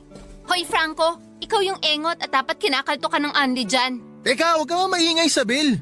Kita mo naglalaro yung tao eh, istorbo ka. Ako pa talaga istorbo? Kanina ka pa nakahiga dyan sa bangko, lintik ka. Ayaw mo talagang tumayo dyan? Aray, bakit ka ba namamalo? Isa, hindi mo ibababa yung cellphone mo? Sa mukha mo natatama tong walis tambo na hawak ko. Oh, ayan na. Binaba ko na. Parang tanga ka naman eh. Bakit ba kasi may hawak kang walis tambo? Nagtatanong ka pang buraot ka? Malamang magwawalis ako rito sa sala. Tapos nakita kitang nakahilata dyan sa upuan at nakabukaka ka pa talaga. Butas pa shorts mo, hindi mo man lang matahi. Ay, pati ba naman shorts kong butas pakikialaman mo pa? Tsaka alam mo naman na hindi ako marunong manahe, di ba? Ayoko matusok ng karayom yung daliri ko. Sa bagay, wala ka nga palang alam gawin kundi magtimpla ng kape. Sayang naman yung kamay mo, walang silbi. Hoy, Isabel! Sumusobra ka na ha? Mo kung duru-duruin, walisin ko yung mukha mo eh. Napakabalasubas din talaga ng bunganga mo eh, no? Wala ka nang sinabing maganda sa akin. Puro na lang pang-iinsulto naririnig ko sa'yo. Wow! Anong gusto mo? Purihin kita? Sabihan kita masipag, mabait na partner, maaasahan, gwapo, ganon? Ganon ba ang gusto mo marinig? Ang kapal naman ng mukha mo. Ikaw namumuro ka na talaga sa akin ha? Sige, hindi ako subukan mo! makapagpigil sa'yo. Ipapabarangay kitang hayop ka! Hoy, kita mo tong lukaret na to. Wala pa nga akong ginagawa eh. Umiiyak ka na dyan. Best actress ka? Yun na nga eh! Wala kang ginagawa. Kaya lalo ako nabibwisit sa pagmumukha mo. Hindi ako makapaniwala na pumayag ako magpabuntis sa'yo kasi wala kang pangarap sa buhay. Kapag sinasabi ko sa'yo mga plano ko para sa atin, parang lumulutang sa kawalan niyang isip mo. Wala kang silbi! Puro ka lang bahala ako! Bakit? Ako ba ang padre de pamilya? Ikaw, di ba? Baka nakakalimutan mo na tuwing nagko-comment ako, lagi mo sinasabi na kinokontra kita. O di hindi na lang ako magsasalita para walang away. Kaso pati yun pala, issue pa rin sa'yo. Nakakasira ka ng ulo. Ganyan ba talaga kayo mga babae? Hirap nyo ispilingin para kayong tanga. Ikaw yung tanga! Aray! Aray, Isabel! Ano ba? Tigilan mo yan ha, sira ulo ka. Ako na naman pinagdidiskitahan mong buwisit ka. Mas buwisit ka! Dugo! Franco, may dugo! Hala, may dugo nga. Isabel, ano nangyari sa'yo? Tinatanong mo pa talaga? Yung anak natin tanga! Dali mo ako sa ospital!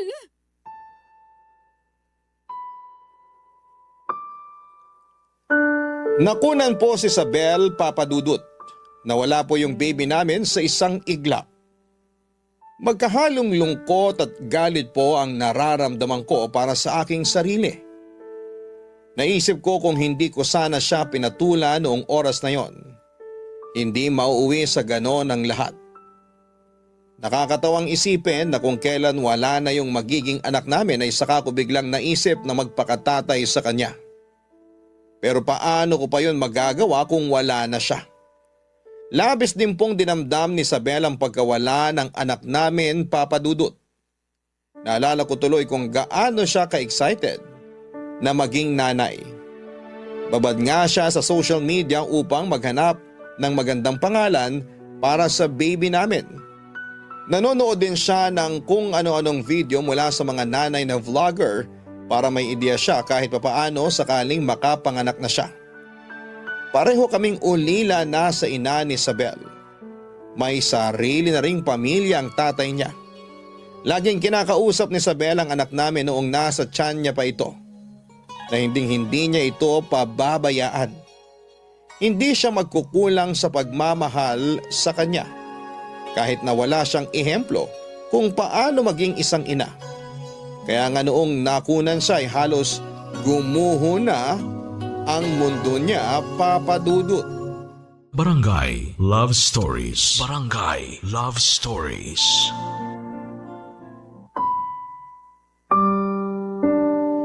Dahil sa mga nangyari ay nanlamig sa akin si Isabel. Kung dati napakalambing niya sa akin at lagi niya akong inaasikaso.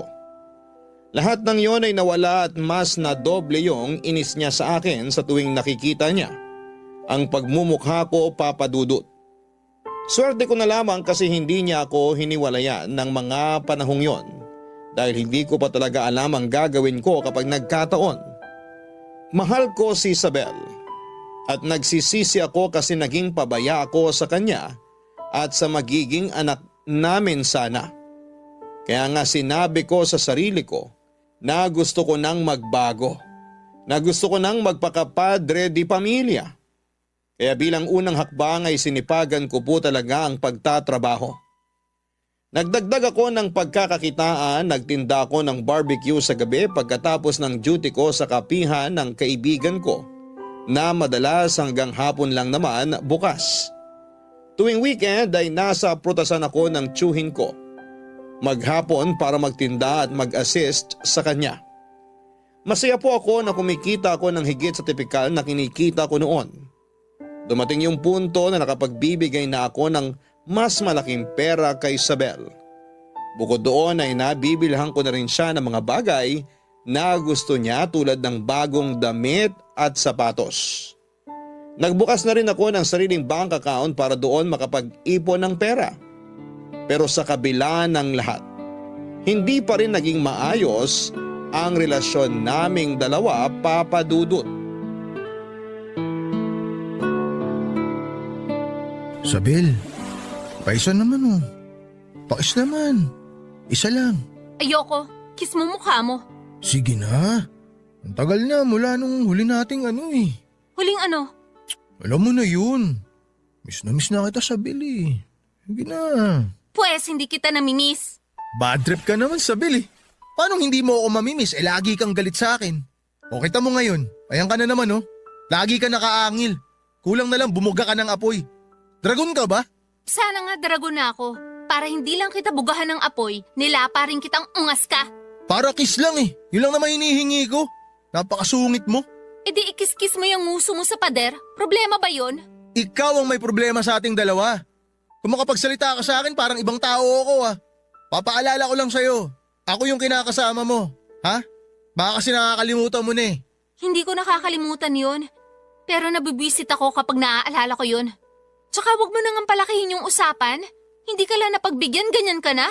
Aba malamang. Sa ayoko nga eh. Hirap bang intindihin yun? Sige, ipaliwanag mo para maintindihan ko. Sige. Basta. Anong basta? Basta yun na yun. Hindi ako manghuhula. Ipaliwanag mo. Tuwing nakikita ko kasi yung mukha mo, naaalala ko yung anak ko. Ay, hanggang ngayon ba naman dinadahilan mo pa rin yung baby natin? Hoy, hindi ako nagdadahilan. Yun yung nararamdaman ko. Kung umasta ka kasi akala mo ikaw lang yung nawalan eh. Baka nakakalimutan mo, ako yung tatay. Nawalan din ako. Hindi lang ikaw. Nagluluksa rin ako pero alam ko yung mga prioridad ko. Alam ko rin naman ang mga prioridad ko. Pero hindi kasama doon yung paligayahin ka sa kama. Hindi mo ako para-usan ah. Anong para-usan na sinasabi mo? Yun ang tingin mo? Pero mag-i-explain lang ako sa'yo ha. Lalaki ko. May mga pangangailangan ako, Sabel. Wala akong pakialam. Magsarili ka kung gusto mo. Huwag mo akong idamay. Ay, hirap mong kausap. Lakas mo makagago, Sabel. Sa totoo lang. Wala ka nga dyan. Oh, saan ka pupunta? O bakit ka nagtatanong? Di mo naman ako paliligayahin, di ba? Kaya huwag ka na maraming tanong. Itiko mo na yung bunganga mo. Manahimik ka na. Halos 3 buwan na po ang nakakalipas simula nang makunan si Isabel, Papa Dudut. Hindi naman po yata makatarungan na hindi niya pa rin ako pagbigyan sa kama dahil lamang galit pa rin siya sa akin dahil sa mga nangyari. Hindi ko naman po intensyon na malaglag ang baby na dinadala niya noong panahong yon, pero bakit parang kasalanan ko? Walang sandali sa loob ng 3 buwan na yon na hindi niya ako sinisisi. Lagi rin niyang ipinamumukha sa akin kung gaano ako kawalang kwentang kinakasama. Kahit na ginagawa ko naman ang lahat. Kaya nga hindi ko mapigilang magalit at magdamdam sa kanya at sa kung paano niya ako tratuhin. Mahal ko po si Isabel. Siya na yung babaeng nakikita ko na makakasama ko hanggang sa pagtanda ko. Kung noong una ay wala akong kaplano-plano sa hinaharap namin bilang pamilya. Nagbago po ang lahat ng yon noong ma-realize ko na hindi ko pala kayang mabuhay nang wala siya. Kaya nga laking dagok po talaga noong pagkawala ng anak namin. Sa kabilang banda ay baka hindi ko rin maisip ang mga bagay na yon kung hindi nangyari yung ganong klase ng trahedya sa buhay namin. Nagpatuloy po ang panlalamig ni Isabel sa akin hanggang sa meron akong kakaibang napansin sa kanya, Papa Dudut.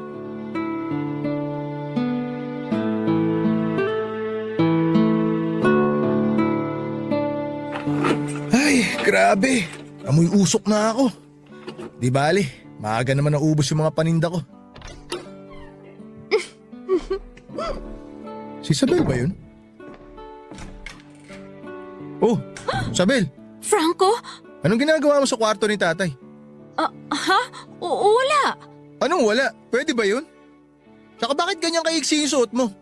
Ngayon lang kita nakita nagsuot ng ganyan ah. Bakit? Masama na ba magsuot ng ganito? Wala akong sinasabing masama. Isabel, Pero sino yung kausap mo dyan? ako po, tay. Oh, Franco nak. Ikaw pala. Tay, ano pong ginagawa ni Isabel sa kwarto nyo? Tsaka bakit siya tumatawa paglabas niya? Ano pong tinatawanan niya? Ha? May kinuwento lang ako nakakatawa kay tatay. Tsaka kaya ako nasa loob ng kwarto. Kasi dinalhan ko siya ng gamot niya sa hika. Inaatake kasi siya kanina eh. Di ba, Tay? Tay, totoo ba yon? Oo, tama si Isabel. Hindi ko na kasi kayang tumayo para maglakad kanina.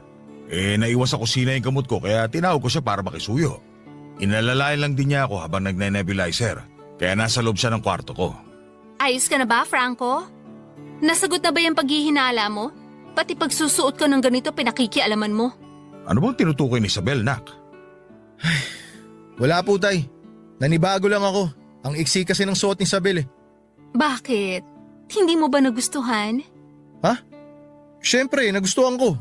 Nag-dress talaga ako para sa'yo, Franco. Talaga? Wow! O paano? Tara na sa kusina? Kasi pinagluto kita ng paborito mong ulam. Kumain ka na at maligo. Tapos pasok na tayo sa kwarto natin. Sige, gusto ko yan. Ay nako, sa harap ko pa talaga kayo nagaganyan ng dalawa. Sorry na, Tay. Minsan lang to eh. Pero, kumusta na nga pala yung pakiramdam nyo? Ayos na ba kayo? Mabuti na ako. Salamat kay Isabel. Walang anuman po, Tay. Ay nako, Tay, sa susunod po kasi, lagi nyo itatabi sa inyo yung gamot nyo para kapag inatake kayo ng hika, hindi nyo hahanapin kung saan-saan. Buti na lang, to the rescue tong si Isabel. Kaya nga ang laki talaga ng pasasalamat ko kay Isabel.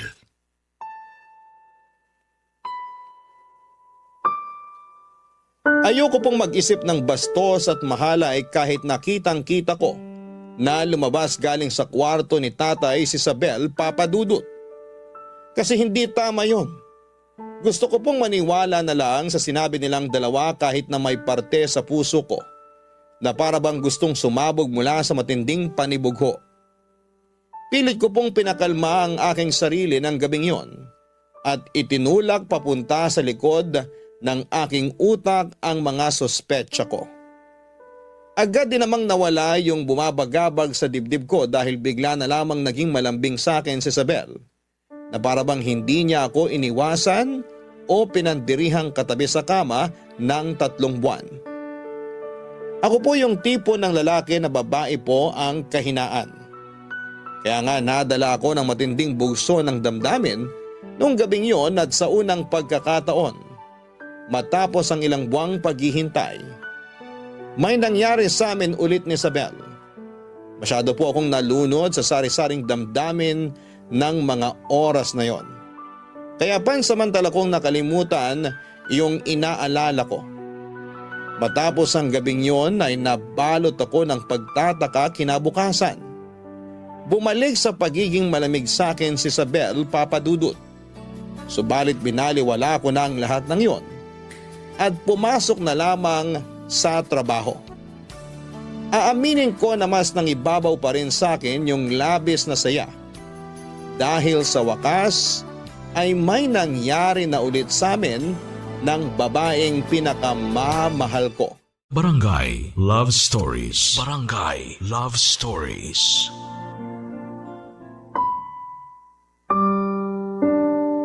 Mahal na mahal ko po ang tatay ko dahil mabait siyang tao papadudot.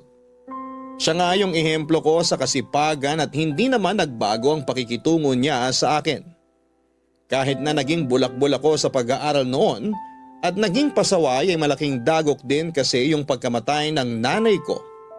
Kaya nawalan ako ng gana para tumuloy sa kolehiyo. Hindi nagsawa si tatay sa pagpapayo sa akin kung gaano kahalaga ang magtapos ako ng pag-aaral. Pero hindi ko na po yun pinakinggan. Sa halip ay sinunod ko ang gusto ko. Buti bunso ako at may mga ate akong maaasahan, lalo na anong sunod-sunod na beses na nagkasakit si tatay at kinakailangan na niyang tumigil sa pagtatrabaho. Bago ko binahay sa amin si Isabel, madalas pong mag-isa ang tatay ko. Kung kani-kaninong tropa ko kasi ako nakikitulog papadudot. Aminin kong napabayaan ko siya ng husto. Dahilan para madalas akong sermonan ng mga ate ko tuwing tumatawag sila. Kung hindi ko lang din daw aalagaan si tatay ay mabuti pang magbanat na lamang ako ng buto kasama nila sa ibang bansa. Ayoko dahil hindi ko kayang mag-abroad. Baka mabaliw ako doon pag nagkataon. Kaya nga masaya si tatay noong itinara ko si Isabel sa bahay namin. Siya pa nga yung todo asikaso sa kinakasama ko. Pinagluluto niya si Isabel ng mga paborito nitong pagkain. Kaya giliw na giliw si Isabel sa kanya. Nung una natutuwa po ako kasi close sila. Pero habang tumatagal, hindi na maganda yung kutob ko. Sabayan pa nung insidenteng naabutan kong lumabas si Isabel mula sa kwarto ni tatay. Siyempre lalaki ako. Natural na makakaramdam ako ng kakaiba. Lalo na nga noong napansin kong mas naging malapit sila sa isa't isa. At matapos yung unang beses na nakita ko si Isabel na lumabas sa kwarto ni tatay ay muli pa yung nasundan ng marami pang beses. Kaso lahat yon ay nabibigyan nila ng palusot na sa huli ay pinapaniwalaan ko na lamang. Pero hindi talaga ako mapakali at para bang may nag-uudyok sa akin na mag-imbestiga sa kung anong klaseng kababalaghan ang posibleng ginagawa ng tatay ko at ng kinakasama ko. Isang araw may naisip akong paraan kung paano ko sila matsetsempuhan. Naging sobrang maingat ako para hindi maghinala sina Isabel at tatay. Hindi ako pumasok sa trabaho at nagtago lamang ako sa may likod bahay namin kung saan ay may bintana na nakatapat sa kwarto ng tatay ko. Kita ang anino ni tatay kahit na may nakatakip na kurtina sa bintana. Pag andun ka sa likod bahay, maririnig mo pa rin yung pagbukas at sara ng pinto ni tatay sa kwarto niya. Naghintay po ako ng ilang sandali. Nagulat na lamang ako nang may kumatok sa pintuan at pagkatapos ay narinig ko na lamang ang boses ni Isabel. Palihim ko po silang sinili para alamin kung anong ginagawa nila at gano'n na lamang ang gulat ko nang makita kong nakaupo si Isabel sa kandungan ni tatay habang nakikipaghalikan dito.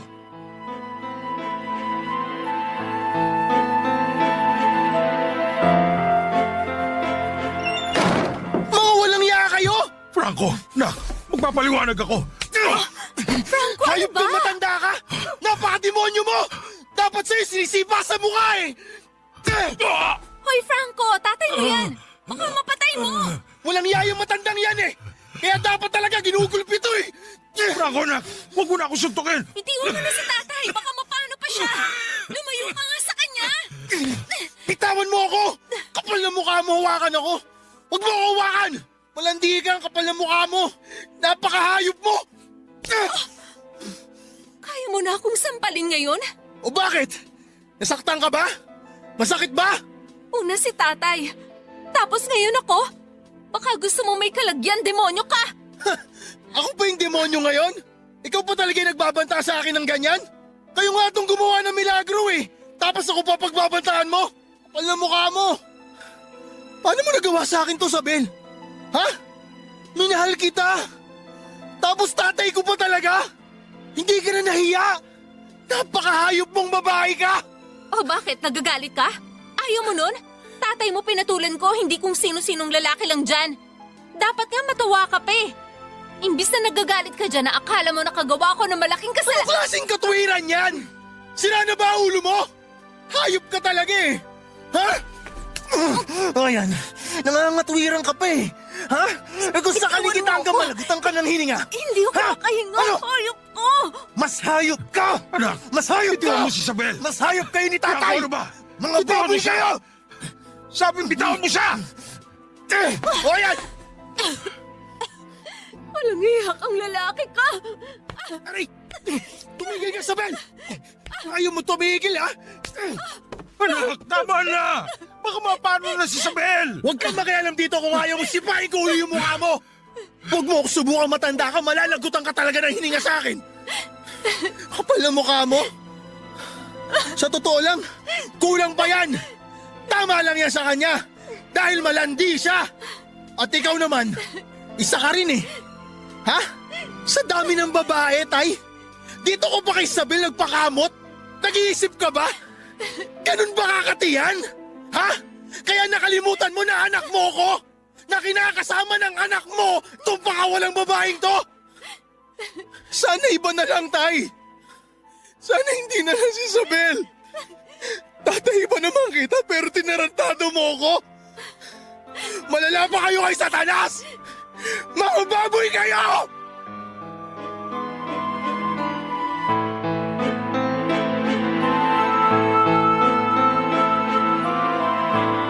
Galit na galit ako sa nasaksihan ko, Papa Dudut. Nawala po yung respeto ko sa tatay ko matapos kong malaman yung kanila ni Isabel, Papa Dudut. Diring-diri po ako sa nakita ko at kulang na lamang ay magdilim ang aking paningin at mapatay ko sila. Ang kapal na mukha niyang tawagin akong anak pagkatapos ng kababuyan nilang dalawa. Sa kabila ng lahat ay hindi ko na naitago yung matinding lungkot kasabay ng masidhing galit. Umiyak po ako at tinanong si Isabel kung bakit niya yon nagawa. Nang mga panahong yun ay bigla po siyang natauhan at panayang hingi ng tawad sa akin, Papa Dudut. Humingi rin po ng tawad sa akin ng tatay ko pero hindi ko po siya pinakinggan.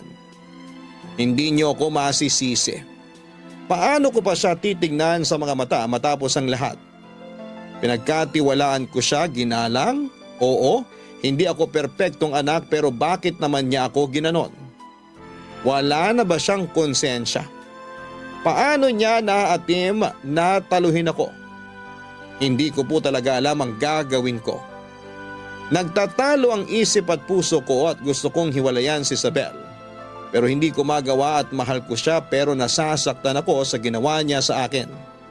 Sa dami ng lalaki. Bakit tatay ko pa? Sana pinaslang na lamang niya ako. Hindi pa rin po umalis sa bahay namin ang kinakasama ko dahil desidido siyang ayusin ang relasyon namin. Nagpatuloy po ang paninirahan naming tatlo sa isang bubong. Hindi ko po pinapansin si tatay pero hindi naman po ako eskandalosong tao.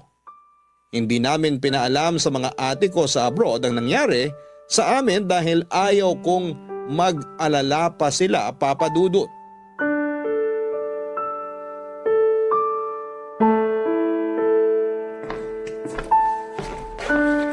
Franco, umiinom ka na naman? Nung isang gabi nagpakalasing ka rin. Nag-aalala ako. Baka mapano ka na sa ginagawa mo. Nakakapanibago ah. Bigla ka nag-aalala sa akin? Ha? Di ako sanay. Mas sanay ako na madalas mo kong kinaiinisan at tinatalakan. Alam ko naman yon. Kaya nga gusto kong humingi ng sorry sa mga nagawa ko. Na-realize ko na malaki yung pagkukulang ko sa'yo bilang kinakasama mo. Napabayaan kita. Buti alam mo. Kaya nga gusto kong bumawi. Yun kung bibigyan mo pa ako ng pagkakataon. Paano kita bibigyan pa ng pagkakataon? Sabi mo nga, paano pa kita ulit pagkakatiwalaan? Sige nga, ipaliwanag mo sa akin. Kasi sa totoo lang, natatakot na ako eh. Natatakot na ako kapag ganyang kakalambing sa akin. Kasi kapag ganyang kakaayos makitungo sa akin, ibig sabihin meron kang kademonyuhan na gagawin. Katulad na lang nung ginawa niyo ni tatay. Kaya paano mo ako mapapaniwala uli sa'yo? Paano uli ako magtitiwala sa'yo? Sabihin mo, ipaliwanag mo kasi nabobobo ko eh. Franco, huwag mong hayaan na masira ang pamilya natin dahil lang sa hindi mo na ako kayang pagkatiwalaan ulit. Isipin mo na lang yung pinagsamahan natin. Di ba mahal mo ako? Mahal na mahal kita, Sabel. Pero dinurog mo ako. Hinayaan mo na mawala yung pagmamahal ko na yun sa'yo. Kaya nga hayaan mo akong bumawi sa'yo. Hayaan mo akong punan yung mga pagkukulang ko sa'yo. Huwag kang matakot kasi wala namang mangyayari masama. Nag-usap na kami ni tatay. Kalilimutan na namin yung nangyari. Mamumuhay tayo na isang pamilya katulad ng dati. Sa'yo pa rin ako kasi ikaw yung mahal ko. Kaya sana bigyan mo pa ako ng isang pagkakataon. Lalo na ngayon na madadagdagan na ulit ang pamilya natin. Ano? Ang pinagsasabi mo? Buntis ako, Franco. Magiging tatay ka na. Buntis ka? Oo. Hindi ako dinatnan kaya nagpiti ako. Tapos positive. Buntis ako. Magiging magulang na tayo. Magiging tatay ka na.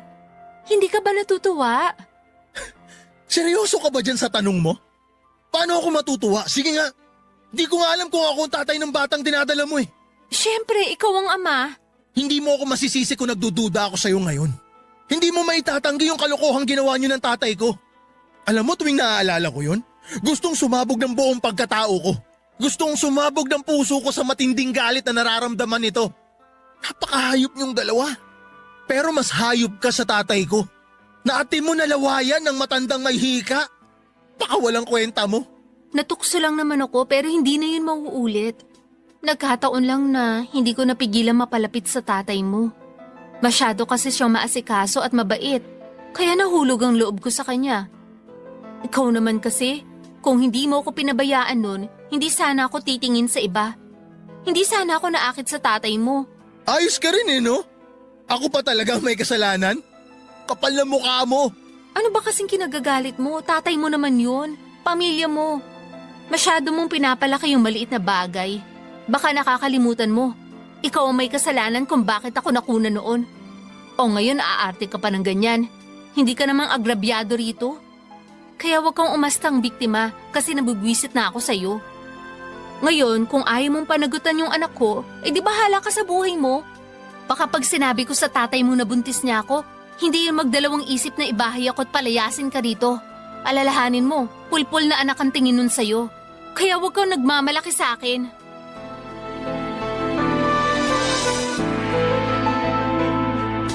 Nanginig po ang buong katawan ko sa mga sinabi ni Isabel ng gabing yon, Papa Dudut.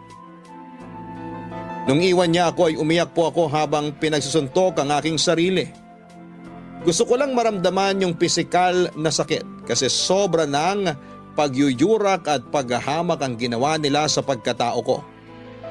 Aping-api na ako at hindi ko po alam kung paano lumaban. Ayoko pong saktan si Isabel dahil na-trauma na ako noong nalaglag ang anak namin. Ayoko na rin saktan ng tatay ko dahil naaawa ako sa kanya. Kaya sarili ko na lamang po ang sinaktan ko para mailabas ko ang matinding galit sa loob ko. Sobrang sakit po ng ginawa nila Isabel at tatay sa akin, Papa Dudut. At magpahanggang sa ngayon, binabangungot pa rin ako ng realidad na posibleng hindi na sa akin ang batang dinadala ng kinakasama ko. Hindi ako makapagdesisyon kung iiwan ko ba si Isabel o pananagutan. Ayoko maging pabayang tatay sa magiging anak ko pag nagkataon. Pero malakas din ang kutob ko na hindi akin yon. Sa kasalukuyan ay magka-live-in pa rin kami ni Isabel. Bumukod na po kami ng bahay dahil hindi ko na kayang pakisamahan ng tatay ko sa isang bubong. Kahit na humingi na siya ng tawad sa akin ay paulit-ulit na bumabalik sa isipan ko yung tagpo kung saan ay nahuli ko sila ni Isabel na gumagawa ng kababuyan. Pero aaminin kong may bahagi sa puso ko na nag-aalala kasi mag-isa na lamang ulit ang tatay ko sa bahay namin. Matanda na siya at sakitin. Kaya sana'y mapayuhan niyo ako kung ano ang dapat kong gawin.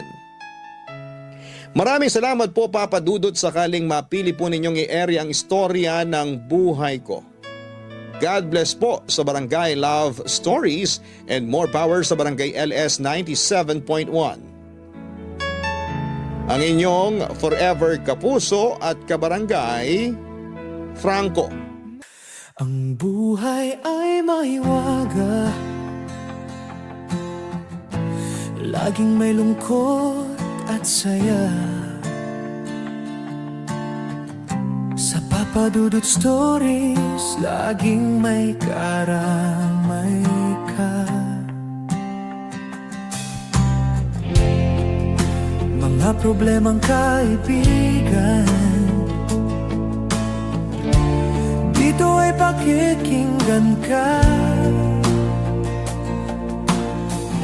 Sa Papa Dudut Stories, kami ay iyong kasama. Dito sa Papa Dudut Stories, ikaw ay hindi nag-iisa.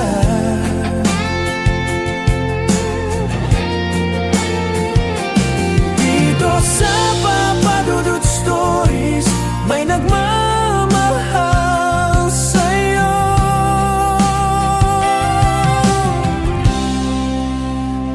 Papadudut Stories. Papadudut Stories. Papadudut Stories.